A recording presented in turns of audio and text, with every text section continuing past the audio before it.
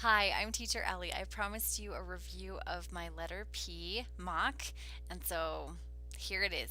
I am just going to play it and talk about the things that I did well and the things that I could have improved on. So let's go. Hello. Okay, so I'm encouraging My name. a 50-50 ratio. Teacher When I Ellie. speak, the student speaks. What's your That's good. name? John. Good. My I'm encouraging name full is sentences John. and I'm showing instructional TPR. That's good. Good job. How are you? I'm asking a rapport question. That's important. I am fine. Again, speaking in full Good sentences. job. Are you ready? Let's go. John, when you do a good job, you get a dino. I'm introducing the Okay. reward with minimal incidental language. I'm not saying when Okay. you listen and talk and all of that. P. It's very simple. That's good. I'm using P. educational TPR for new vocabulary. I'm saying something once and having the student repeat it, and then I'm repeating it again.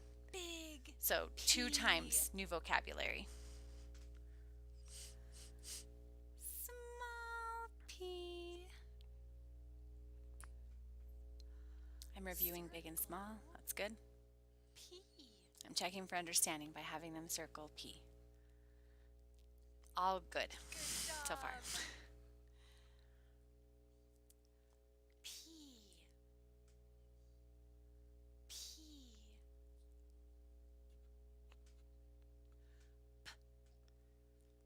So the objective for this slide is to trace the letter P, and I didn't say trace. P. And I'm encouraging the student to say the letter as well as Good the job, sound, John. all of which is good and meets the objectives. Panda. One time I say it, then they say it. I'm using educational Panda. TPR. One time I say it, then they say it. I do that 2 times. That's good. Panda starts with p. Panda Student makes a mistake. I starts. isolate the mistake. Starts with. I have them correct it twice.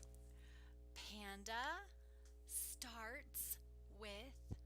Panda starts with. Good job. What sound does panda start with? And then I ask a question. Good. Panda starts with. My instructional TPR was struggling a little bit there, but it's okay. Good job, John. You get one dino. One dino. Okay, this is extension because I'm having the student Good help me count job. rewards as we go. So that's good. Pepper. That's educational TPR. 1-for-1 repetition. Pepper. Pepper starts with p.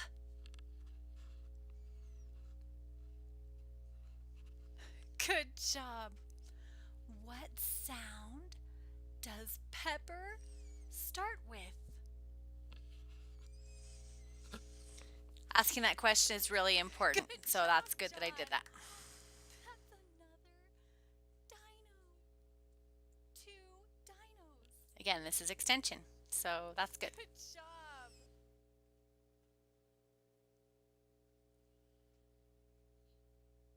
Pig. Not the greatest educational TPR, but Pig. I would count it. Pig starts with. Full sentence. Okay, this Good might be a job. place where What instead of sound does modeling the pig sentence start first, with? because I've already modeled it twice, I might just start with the question. Maybe Good this job, is not great John. adaptability. I might just ask the student, what sound does pig start with? Because I've already taught them the sentence pattern twice. Ah.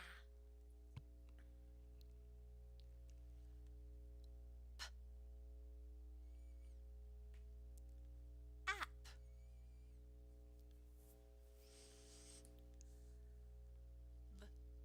That B sound is hard to make that synthetic phonic, so watch that. App. Good. Bap.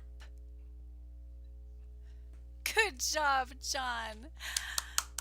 That's another dino. 3 This dinos. is extension again. And of course, reward. Good job.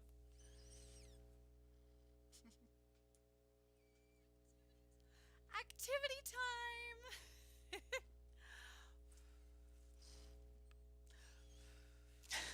Ideally, my pinwheel would have worked the first time. That was a last minute decision to include that, so my bad. So, but I still would not have marked it down for that. Pen starts with. Okay, it's really important to incorporate that sentence pattern into this slide. Good job. What starts with? It's also important to give the students an opportunity to respond to this question. And if they don't, to have things ready for them to respond to. I did not have these things ready. I had to dig them out.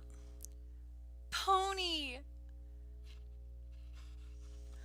Pony starts with. Ideally, I should have asked what sound does pony start with. Not good, I do, we do, you do. I was just doing I do. So that's not ideal.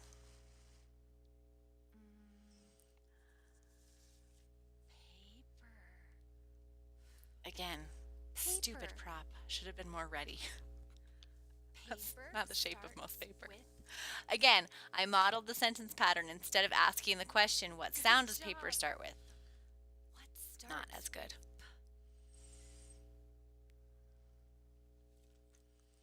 Again, with the prop preparation. Princess. Princess. The repetition is good, but again, with the modeling, I'm stuck on I do. Move on to we do. Ask the question, especially at the end of the lesson, what sound does princess start with, is what I should be asking. What do you see?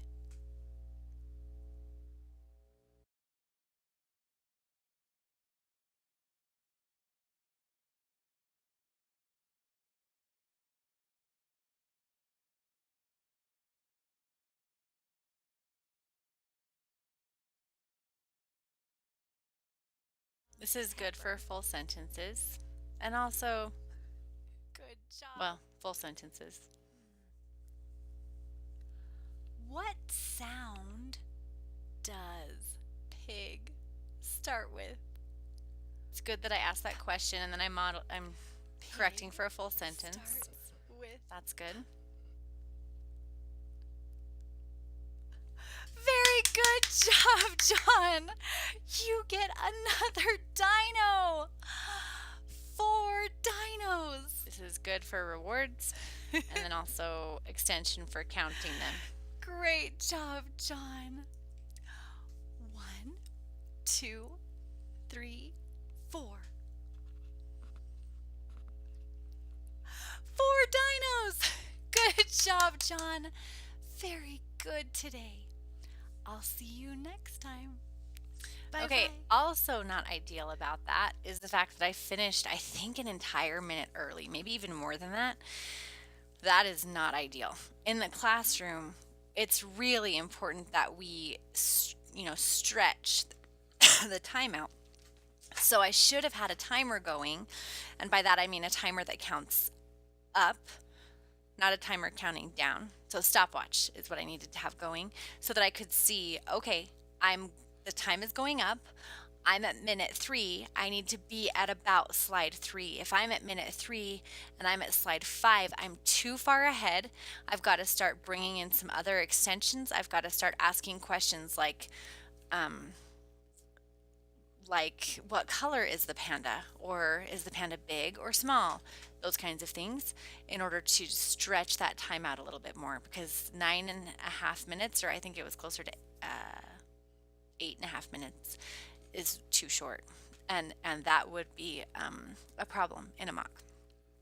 Okay, with all of that said, I do not want you copying my mock. It's not a good idea for a lot of reasons. Number one, we as mock mentors see the same things over and over and over again. Even the tiniest patterns, when you only have so many things you can say, and you notice all the teachers lately are going straight to the question, or all the teachers lately are doing this for the reward, or all the, like, you start to wonder what YouTube video has been let out lately. And that's a red flag.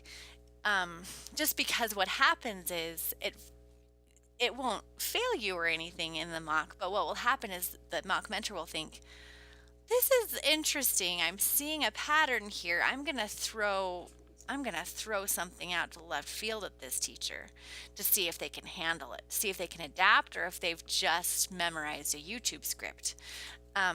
So watch out for that.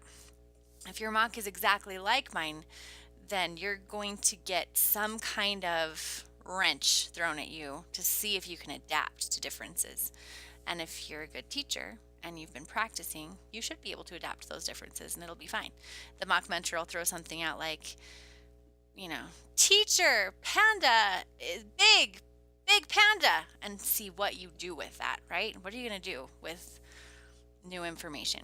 Or they'll maybe dig out their own panda and say, teacher, panda, and see what you do, how you modify, how you adapt for that student. Are you positive, or are you negative and saying, oh, pay attention? All of those things are important to note. So don't copy my mock, because again, it'll flag you for mock teachers. That's the main reason. Okay.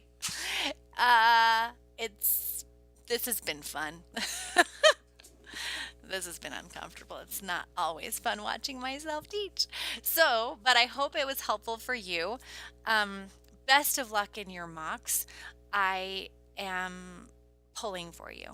I am really excited to be a teacher for VIPKID, and it has been a wonderful thing for our family.